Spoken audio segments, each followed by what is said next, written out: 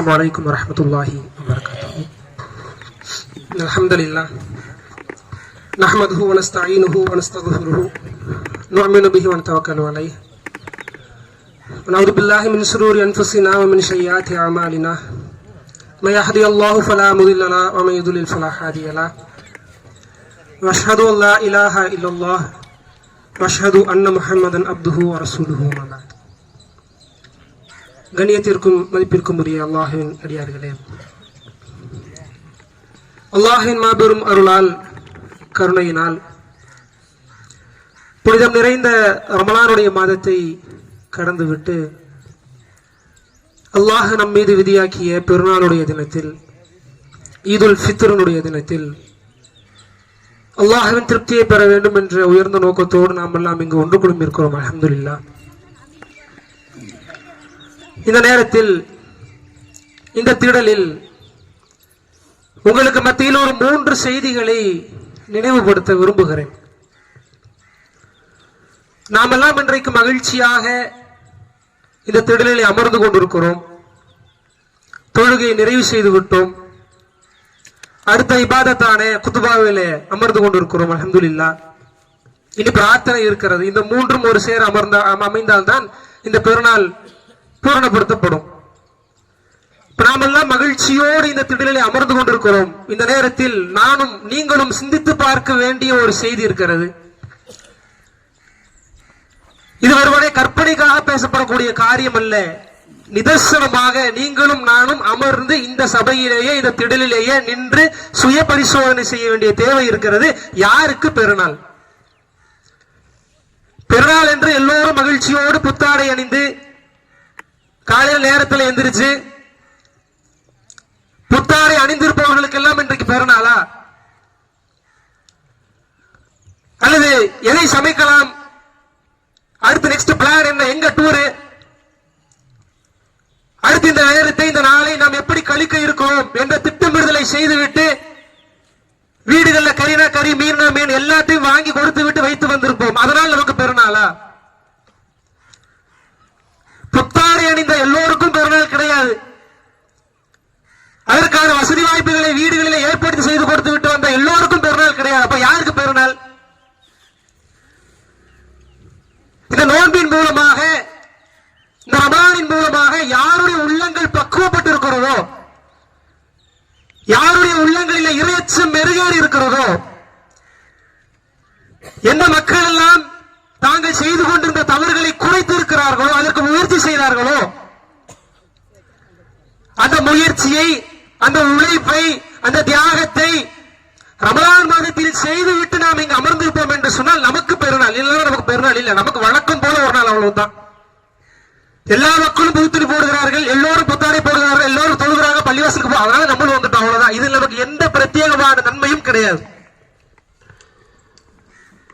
ரமலானை குறித்து அல்லாஹ் என்ன சொல்கிறான்? யா அய்யுஹல்லதீன ஆமனூ குதிப அலைக்குமுஸ் ஸியாம், இறை நம்பிக்கை கொண்டவர்களே, உங்களின் மீது நோன்பு கடமையாக்கப்பட்டு விட்டது. உங்களுக்கு முன் சென்றவர்களுக்கு எப்படி கடமையாக்கப்பட்டதோ அதே போல உங்களுக்கும் கடமையாக்கப்பட்டிருக்கிறது. என்ன காரணத்தை அல்லாஹ் பதிவு செய்கிறான்? உங்களில் இறையச்சமுடையவர்களை யார் என்று பரிசோதிப்பதற்காக, அல்லது நீங்கள் இறையச்சமுடையவர்களாக ஆகலாம். அதுக்குதான் நோன்பு. அந்த இறையச்சம் நம்ம இடத்தில் இன்றைக்கு வெளிப்படுகிறதா? ரமலானில் வெளிப்பட்டதா?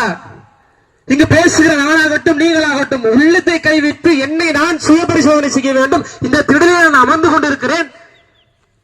என்னுடைய உள்ளம் ஒரே ஒரு நிமிடமாவது ரமலானில் நான் கழித்த நாட்களைப் போல, நான் செய்த அமல்களைப் போல, நான் விலகியிருந்த பாவங்களைப் போல என்னுடைய வாழ்நாள் முழுவதும் நான் என்னுடைய பாவங்களை விட்டு விலகி இருக்கணும். ரமலானுடைய மாதத்தில் தஜ்ருக்கு நான் காட்டிய முக்கியத்துவம், இஷாவிற்கு நான் காட்டிய முக்கியத்துவம், சரளான தொழில்களுக்கு நான் காட்டிய முக்கியத்துவம், இதை நான் என்னுடைய எதிர்கொள்ளக்கூடிய நாட்களில் 11 மாசங்களில் நான் நடைமுறைப்படுத்த போகிறேன் என்ற நியத்தில் அமர்ந்திருக்கக்கூடிய ஒரே ஒருவர் இந்த சபையில் இருக்கிறோம் என்று சொன்னால் நமக்கு பெருநாள். என்னுடைய பாவங்கள் எல்லாம் கழித்துக் கொள்வதற்காக அல்லாஹ் எனக்கு ஒரு வாய்ப்பை வழங்கியிருந்தான். அல்லாஹ்வின் அருளால் நான் அந்த வாய்ப்பை முழுமையாக பயன்படுத்தி தொழுகையை நிலைநிறுத்தினேன். நான் செய்த தவறுகளுக்கெல்லாம் என் இறைவனிடத்தில் பாவ மன்னிப்பு கேட்டேன், தௌபா தேடினேன், அழுது புலம்பினேன். இவருடைய பாவங்கள் மன்னிக்கப்பட்டிருக்கும், அந்த அளவிற்கு உழைத்திருக்கிறேன் இந்த ரமலானில் என்று மன திருப்தியோடு இந்த சபைகளில் அமர்ந்திருக்கக்கூடிய ஒரே ஒருவர் இருப்போம் என்று சொன்னால் அந்த ஒருவருக்கு தான் இன்றைக்கு பெருநாள். இப்ப நாம உள்ளத்தில் ஏந்த வேண்டிய முதலாவது விஷயம், யாருடைய உள்ளம் இறையச்சத்தால் மேம்பட்டதோ, யாருடைய உள்ளம் இறையச்சத்தால் பக்குவப்பட்டதோ, எவர் தன்னைத்தானே தூய்மைப்படுத்திக் கொண்டாரோ, அதைத்தான் அல்லாஹ் தன்னுடைய திருமறை குர்ஆனில் சொல்கிறான், கத் அஃப்லஹ மன் தஸக்கா,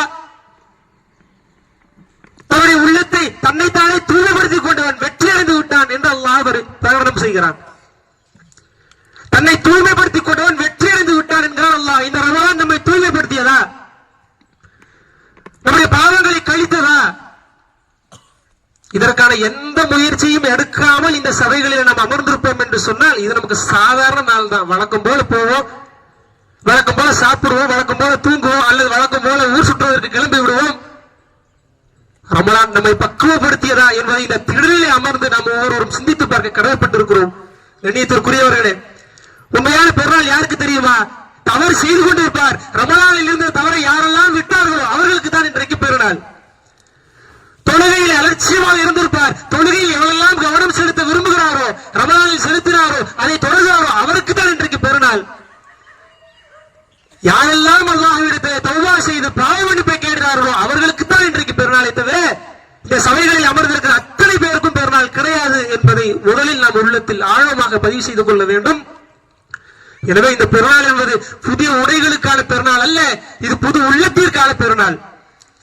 எந்த உள்ளம் தூய்மையடைந்திருக்கிறதோ அந்த உள்ளத்திற்கு தான் பெருநாள். இதை ஆழமாக நாம் சிந்தித்து பார்க்க வேண்டும். ஒருவேளை நம்ம அப்படி இல்லை, ரமலானை பாழ்படுத்தி விட்டோம், ரமலானில் அமல்களுக்கான வாசல்களை நாமே அடைத்து விட்டோம் என்று சொன்னால் இந்த சபைகளிலேயே அமர்ந்து அல்லாஹ்விடத்திலே பாவ மன்னிப்பை தேடிக் கொள்ளுங்கள், அல்லாஹ்விடத்திலே வாய்ப்பை கேளுங்கள். இறைவா, நான் இந்த நாளை நீ வழங்கிய அற்புதமான மாதத்தை 30 நாட்களை வீணடித்து விட்டேன், அலட்சியம் செய்து விட்டேன், பொறும்போக்காக இருந்து விட்டேன். எனக்கு மீண்டும் ஒரு வாய்ப்பை கொடு, அதற்குள் என்னுடைய உயிரை பறித்து விடாதே, என்னுடைய பாவங்களை கழித்துக் கொள்வதற்கு, என்னை நான் சீர்படுத்திக் கொள்வதற்கு எனக்கு மீண்டும் ஒரு வாய்ப்பை கொடு, என்னை நான் தூய்மைப்படுத்திக் கொள்கிறேன் என்று அல்லாஹ்விடத்திலே பாவ மன்னிப்பை தேடியவர்களாக இந்த சபையை விட்டு கலைந்து செல்ல வேண்டும். இது இந்த திடலில் நாம் பதிவு செய்கிற முதலாவது செய்தி. இரண்டாவது செய்தி, நம்முடைய இந்திய நாட்டில் முஸ்லிம்கள் தொடர்ச்சியான இன்னல்களுக்கு ஆட்படுத்தப்பட்டு வருகிறார்கள். நாம் இன்றைக்கு மகிழ்ச்சியாக இந்த திடலில் இவ்வளவு சத்தமாக மைக்குகளை போட்டு பேசிக்கிட்டு சுதந்திரமாக பேசுகிறோம், நம்முடைய நடவடிக்கைகளை சுதந்திரமாக அமைத்துக் கொள்கிறோம், விரும்பிய உணவை வாங்கி உண்ணுகிறோம். அது மாட்டுக்கறின் அளவில்லை, ஆட்டுக்கறின் அளவில்லை, ஒட்டகக்கறின் அளவில்லை. ஆனால் இதே நிலை இந்தியா முழுவதும் கிடையாது. எந்த அளவிற்கு என்று சொன்னால், முஸ்லிம்கள் இன்றைக்கு பெரும்பாலும் இந்தியாவில் வட மாநிலங்களிலே முஸ்லிம்களுடைய உரிமைகள் பறிக்கப்படுகிறது, அவருடைய உடைமைகள் சூறையாடப்படுகிறது, அவருடைய உயிர்கள் பறிக்கப்படுகிறது. எந்த அளவிற்கு என்று சொன்னா, டெல்லியில உத்தம் நகர் என்ற பகுதியில் ஹோலி சமீபத்தில் கொண்டாடினாங்கல்ல, ஹோலி கொண்டாடினாங்க. அதுல ஒரு சின்ன ஒரு கலவரம் ஏற்பட்டு முஸ்லிம்களின் மீது தண்ணியை பீச்சி அடிக்கிறாங்க, போக வர பெண்களை சீண்டுகிறார்கள். எந்த அளவிற்கு என்று சொன்னால் நிர்வாணப்படுத்த முயற்சிக்கிறார்கள் பெண்களை. அந்த ஹோலிங்கிற பேர்ல தண்ணியை அடிச்சு விட்டு பெண்களுடைய ஆடைகளை கலட்டுகிற அளவிற்கு துணித காரியங்களை செய்கிறார்கள். இப்ப தட்டி கேட்கிறாங்க, அவங்க சம்பவம். இப்ப இந்த சூழல்ல ஒரு இயக்கம் அறிவிப்பு செய்கிறது என்னவென்று சொன்னால், இந்த ரமலானுடைய மாதம் என்பது உங்களுக்கு மகிழ்ச்சியானதாக இருக்காது, நாங்கள் இதை இரத்த கலரையாக்குவோம் என்று முஸ்லிம்களுக்கு எதிராக பேசுகிறார்கள். இப்ப நீதிமன்றத்துக்கு போறாங்க பாருங்க, இப்படி ஒரு அறிக்கையை விட்டுட்டாங்க, முஸ்லிம்களுடைய ரமலானை ஈதை இரத்த கலரையாக்குவோம் என்று பேசிவிட்டார்கள், எங்களுக்கு பாதுகாப்பு கொடுங்க என்று சொன்ன டெல்லியினுடைய நீதிமன்றம் பேசுகிறது, நாங்கள் உங்களுக்கு பாதுகாப்பு கொடுக்கிறோம், காவல்துறைக்கு அதிக உத்தரவிடுகிறது, அவங்க பாதுகாத்துருங்க சொல்லிவிட்டு அடுத்ததாக நீதிமன்றம் சொல்லுகிறது, உங்களுடைய கடைகளை மூடிவிடுங்கள், உங்களை நீங்கள் தற்காத்துக் கொள்ளுங்கள், பாதுகாத்துக் கொள்ளுங்கள். உயர் நீதிமன்றம் சொல்லுது. பாதுகாப்பு எந்த அளவுக்கு பாத்தீங்கன்னா, முஸ்லிம்களுடைய உம்மத்துடைய பாதுகாப்பு, நாங்க உங்களுக்கு பாதுகாப்பு கொடுக்கிறோம், நீங்க முடிஞ்சு செய்யுங்க, நீங்க மகிழ்ச்சியாக சொல்லுங்கன்னு சொல்லல. என்னதான் பாதுகாப்பு கொடுத்தாலும் நிலைமை எங்கள் கையை விட்டு மீறிவிடும், சென்றுவிடும். உங்களுக்கு முழுசா பாதுகாப்பு கொடுக்க கூடாது, நீ வீட்டில இருந்துக்க, கடையை முடிக்க, வெளியில வராத என்று சொல்லக்கூடிய செய்தியை பார்க்கிறோம். அதே போல உத்தரகாண்ட்ல பாருங்க, ஒரு 70 வயது முதியவர், அவருடைய கடைக்கு பாபான்னு பேர் வச்சிட்டார். நீ எப்படி முஸ்லிமுடைய பெயரை வைக்கலாம் என்று உள்ள பூந்து கடையை அடிச்சு உடைச்சு அந்த 70 வயசு கிழவர முதியவரை கீழே தள்ளி விட்டு மண்டையை உடைச்சு ரத்த கலர், இன்னும் பல செய்திகளை நம்மால் சொல்ல முடியும்.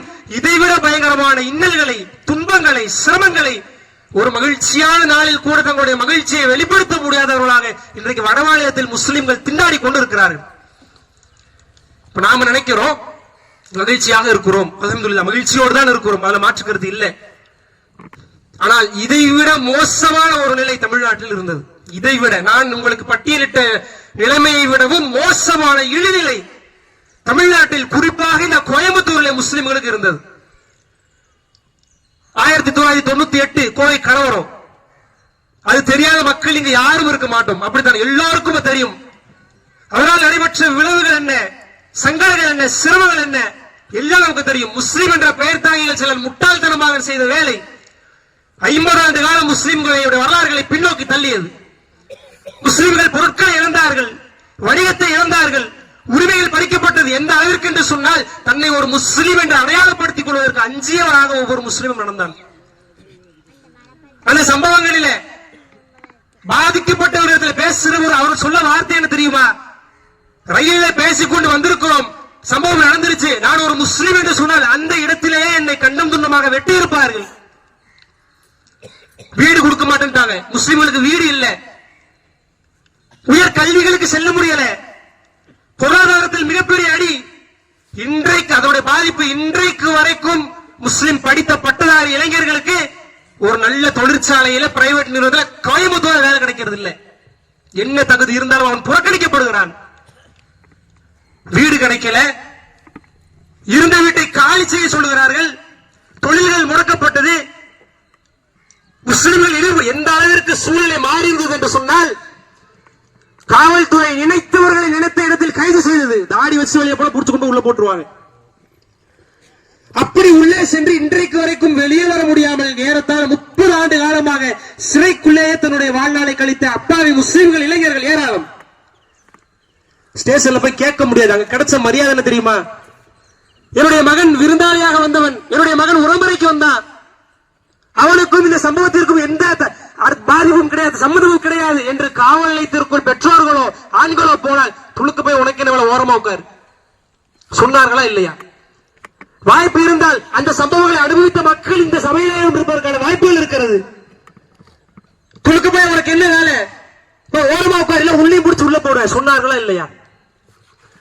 சமுதாயத்தில் கண்ணியமற்ற மக்களாக இந்த முஸ்லிம் சமுதாயம் அந்த ஒரு தவறின் காரணமாக நின்றது. இன்றைக்கு நிலைமை அப்படி இருக்கா? இன்றைக்கு முஸ்லிம்கள் ஏதோ ஒரு பிரச்சனை, ஒரு கஷ்டம், காவல்துறைக்கு போனால் வாங்க போய் உட்காருங்கிறாங்க. இதே 30 வருஷத்துக்கு முன்னாடி உனக்கு என்ன இங்க வேலை, ஓரமா நில்லு, ஓரமா உட்காரு. நம்மை நோக்கியவர்கள் பயன்படுத்திய வார்த்தை என்ன? இன்றைக்கு காவல்துறைக்கு போனா வாங்க போய் உட்காரு, உட்காருங்க, பேசிக்கலாம், உட்காருங்கிறாங்க. நீங்க உட்காருங்க, ஒண்ணு பிரச்சனை இல்லை, உட்காருங்க. எல்லா இடத்திலும் கண்ணியம் கிடைக்கிறது. நாம் உயர்த்தக்கூடிய ஒரு வார்த்தைக்கு, கோரிக்கைக்கு அரசாங்கம் செவிசாய்க்கிறது. நாம் எல்லோரும் என்ன நினைக்கிறோம் தெரியுமா? எதனால் இந்த மாற்றம் என்றால், நாம பெரும்பாலும் நினைக்கிறது அரசியல் கட்சிகள் அதிகமாயிடுச்சு, இயக்கங்கள் பெருகிவிட்டது, முஸ்லிம் அரசியல் கட்சிகள் இருக்கிறார்கள், இயக்கங்கள் இருக்கிறது, அதனால் அந்த கண்ணியத்தை கொடுத்துதான் ஆக வேண்டும் என்று நினைக்கிறோம். கண்ணியத்திற்குரியவர்களே, நாம் ஆழமாக ஒரு விஷயத்தை உள்ளத்திலே பதிவு செய்து கொள்ள வேண்டும்.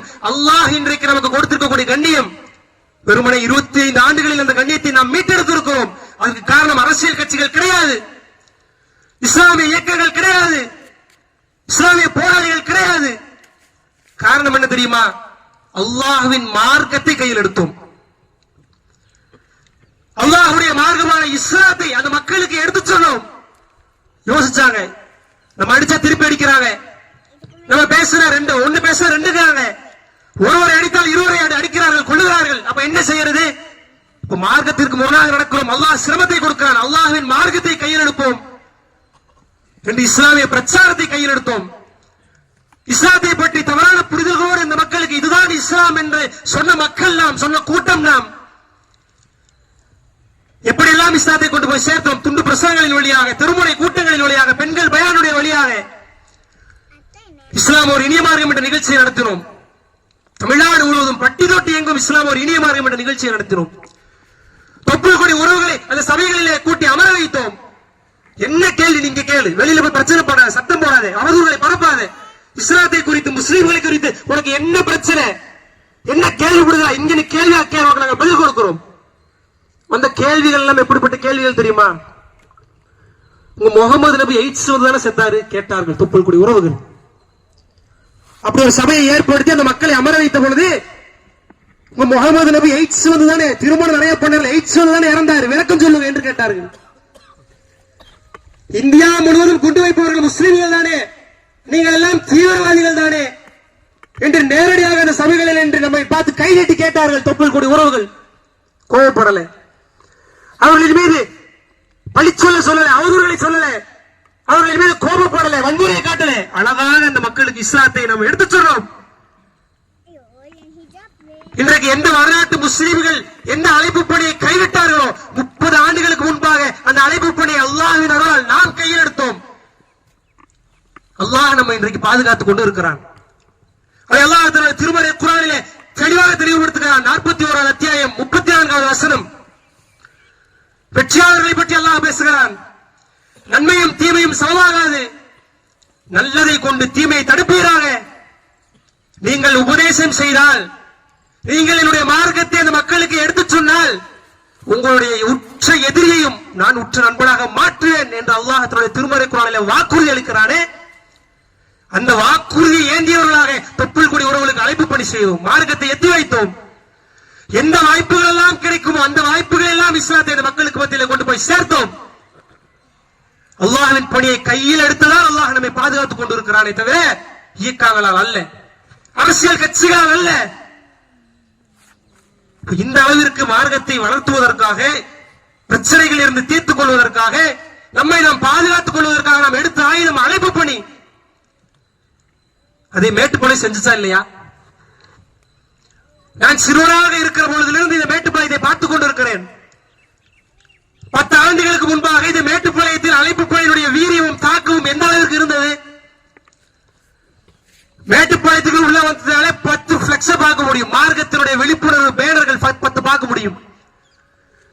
மூளை முடுக்கெங்கிலும் ஏதேனும் ஒரு நோட்டீஸ்களை, ஒரு துண்டு பிரசுரங்களை, மார்க்கத்தை சொல்வதற்கான வாய்ப்புகள், தனிநபர் தாவாக்களை, வித்தியாசமான ஆங்கிள், வித்தியாசமான யோசனைகளை கொண்டு அழைப்பு பணியை செய்த ஊர் இந்த ஊர். இன்றைக்கு அந்த அழைப்பு பணியை பார்க்க முடிகிறதா? அதை செய்கிறோமா? திருப்தியோடு அமர்ந்து கொண்டிருக்கிறோம். இந்த திடலில முடிஞ்ச அளவுக்கு செஞ்சுட்டோம் என்ற திருப்தியோடு அமர்ந்து கொண்டிருக்கிறோம். கண்ணியத்திற்குரியவர்களே, அல்லாஹ்வுடைய பாதுகாப்பை நாம் உறுதிப்படுத்த வேண்டும் என்று சொன்னால் அழைப்பு பணி செஞ்சே ஆகணும். உறவுகளுக்கு மார்க்கத்தை கொண்டு போய் சேர்த்தியாக வேண்டும் என்ற கட்டாய சூழலிலும் நிர்பந்தத்திலும் நாம் அமர்ந்து கொண்டிருக்கிறோம்.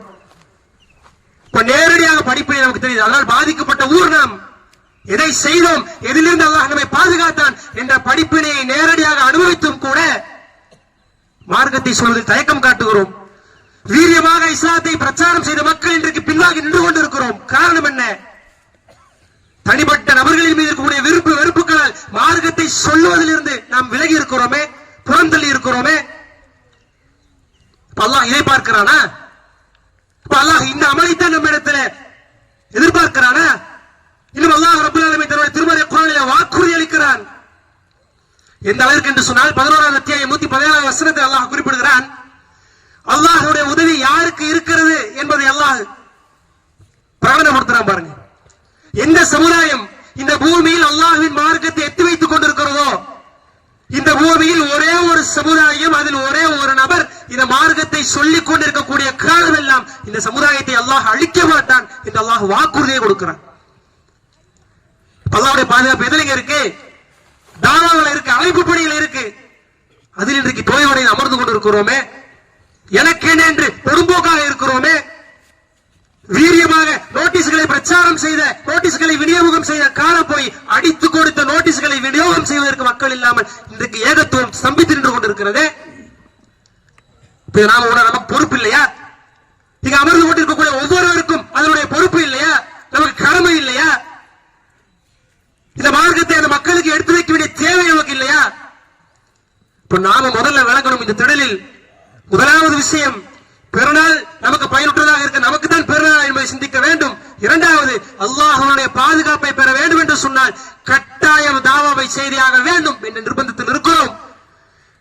அழைப்புப்படி செய்தியாக வேண்டும் என்ற நிர்பந்தத்தில் இருக்கிறோம். அதில் தளர்வடைந்து விடுவோம் என்று சொன்னால் அல்லாஹ் தன்னுடைய பாதுகாப்பை வாபஸ் பெற்று விடுவான்.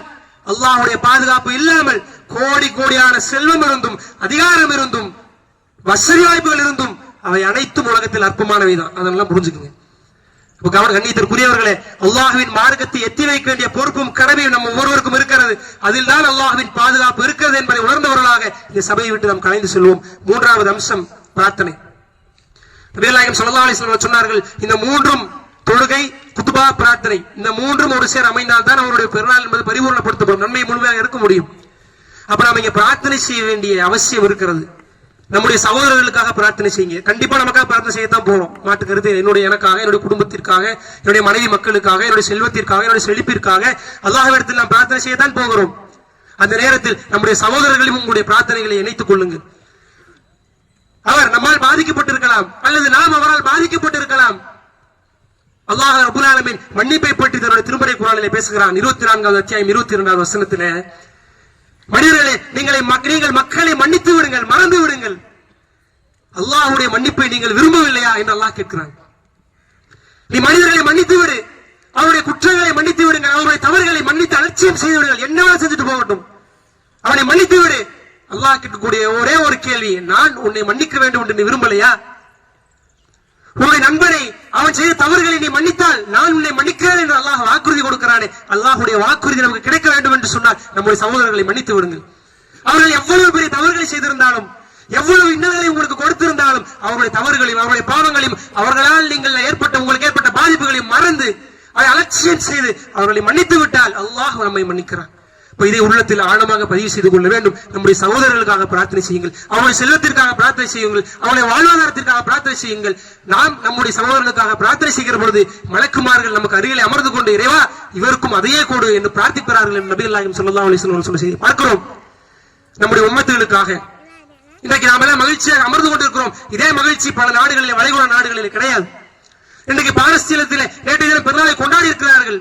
வெட்ட வெளியில வீடுகள் இல்லாமல், அடுத்த வேலை உணவிற்கு வழி இல்லாமல் அந்த மக்கள் இன்றைக்கு நோன்பு பெருநாளை கொண்டாடி இருக்கிறார்கள். அவர்களுடைய மன அமைதிக்காக, அவர்களுடைய ஆறுதலுக்காக, அவர்களுடைய வெற்றிக்காக அல்லாஹ்விடத்தில் நாம் பிரார்த்தனை செய்ய வேண்டும். மேலும் இந்த நஸ்ரானிகளுக்கு எதிராக, யூதர்களுக்கு எதிராக திறன் கொண்டு அல்லாஹ்வுடைய அருளால் ஈரான் என்ற தனிநாடு தனிச்சையாக சண்டை போட்டுக் கொண்டிருக்கிறது. அவருடைய பாதங்களை வலுமைப்படுத்துவதற்காக அல்லாஹ்விடத்தில் நாம் பிரார்த்தனை செய்ய வேண்டும்.